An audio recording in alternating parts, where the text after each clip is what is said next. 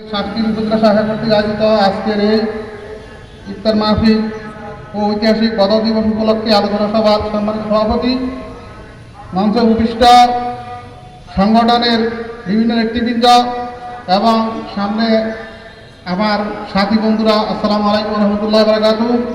আজকে এই ইফতার মাহফিল আমরা গতানুগতিক অন্যান্য সংগঠনের ইফতার মাহফিল মনে করি না, এটা হচ্ছে একটা ইসলামী সংগঠনের ইফতার মাহফিল। এখানে আমি দু একটা কথা বলি। আমি একসময় এই আমি কিন্তু খুব কলেজের ছাত্র। আমি তখন কলেজে পড়ার অবস্থায় আমার একটি বোন গেছে, তখন আমি জাতীয়বাদী ছাত্র দলের সাথে জড়িত ছিলাম, এরপরে বিএনপি জড়িত ছিলাম।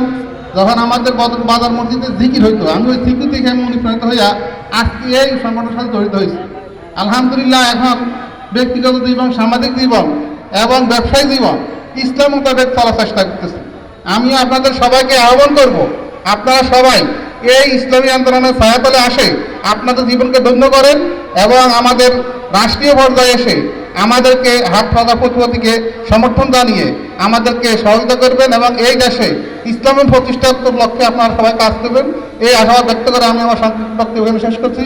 আমার আলাইনা ইল্লাল বালাগ।